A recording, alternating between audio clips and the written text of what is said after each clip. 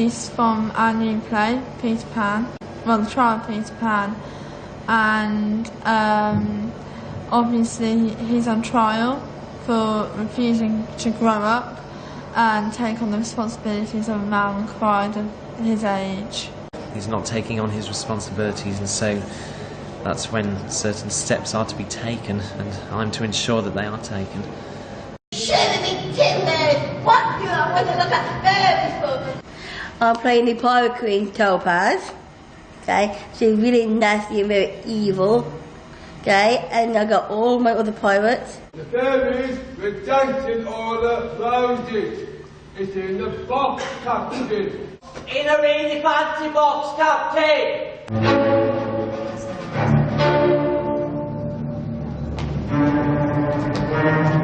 I want to stick with Sue for the moment because she's the best drama dance choreographer director. The actors, when they come along, first of all, they're keen to act, but they need to learn how to act on the stage for an audience, so they're projecting their character, their voices. So we do a lot of exercises for the voice, for confidence, for performance, for getting into character. And so that is developing them along the way. The lessons I take is my confidence by speaking. Well, I used to do pantos in my first college, and I've got more confidence now. I've gradually moved on to bigger things. It's my first year and I want to do loads of new experiences. Our aim is to be as professional as we possibly can. I can be like a film star or professional as an actor, is that? They're on the stage on their own, so they don't have any helpers on the stage. If they go wrong, they know they've got to get out of it themselves. Moving the set, they do it themselves. I'll be a film star and professional actor. Act. Yeah, I can do my thing. Yeah. I think you can only listen to what your children want to do, what their interests are, and then do your best to sort of look what's available for them and then help them to follow their dreams, really. In the future, I do hope to continue acting and getting into great successes and definitely starring in some exceptional blockbusters. Hopefully that'll be something amazing. I want to go up to Hollywood. We dream being a star or stardom on stage. Yes, we do. And we enjoy it as much as the audience do. That's right. I'm working with children one day a week on a Friday in my old school, and I want to keep on doing that because I love it and they benefit from my help. Hopefully carry with acting and maybe break out, do some TV work and stuff. Bit of singing maybe. I don't know what my dream job is. I got my own house in Starbucks. I live with my mum still. I actually run a house on my own. I get support with free support workers. I've actually got a job. I've got a kitchen assistant at the George and back at Kidderminster where I live. And I actually live on my own as well now. I live in a flat at Kidderminster. I do a few things on my own, but I have help.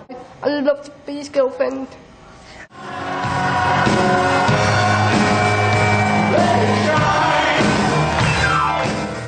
I'll be talking and introducing the acts on the stage in the second half after the interval. And let me welcome my second compere. I'm one of the presenters, so I'm going to be introducing the acts. Hello everybody, it's great to be with you tonight. I'm Rachel from Dudley Voices for Choice. But people come there and they do dancing, some sing. Yeah. There's singing signs and there's loads of different people coming really. Different people, yeah. Different activities. Hiya!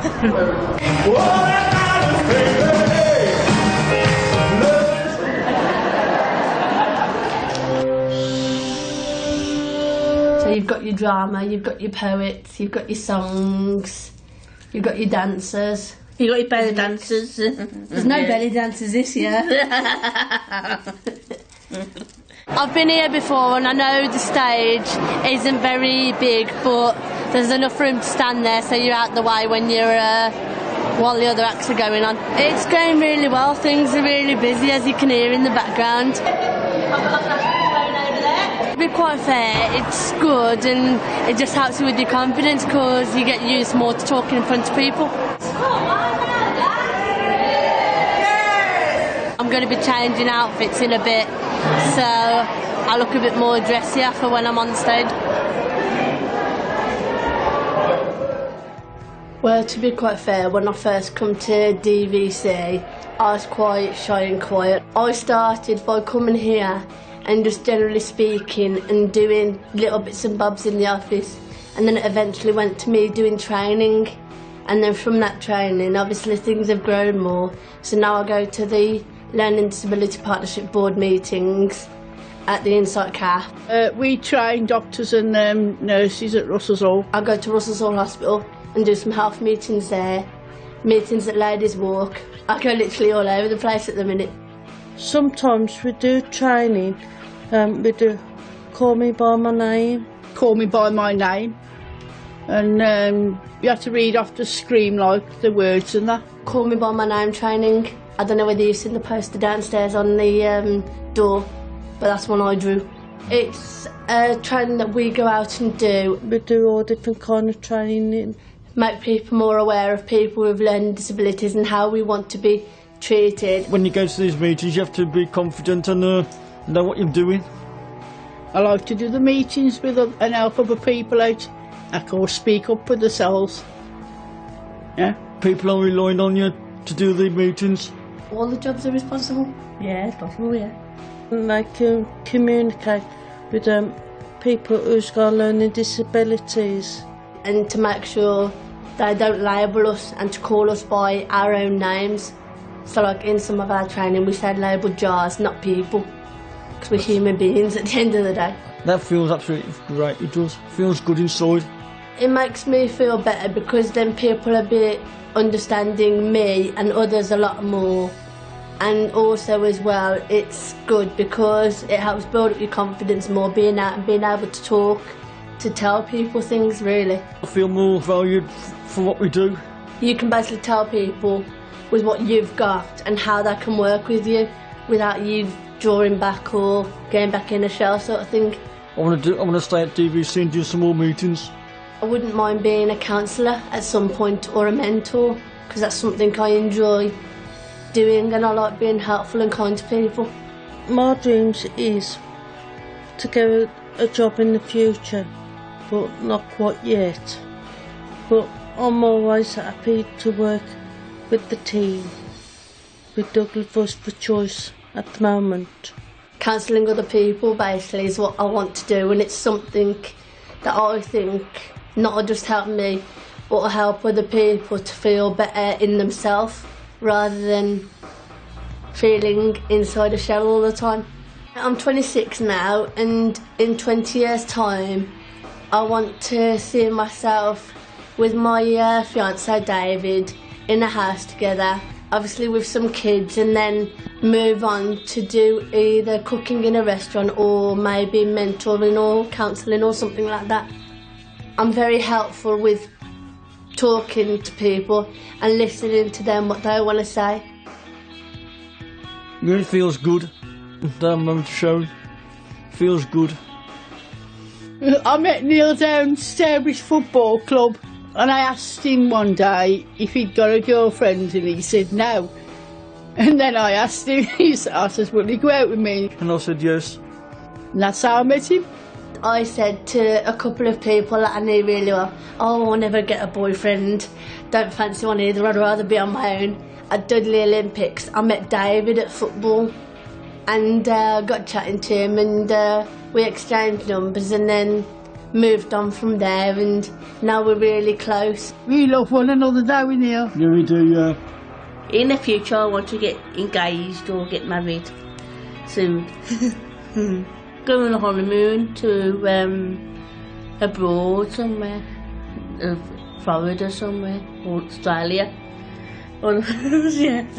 Well, me and David are saving up for a house and we eventually want to move in together not rent one, and then go from there. Eventually have kids and just generally move on with their life. She's lovely. She's golden and she's lovely.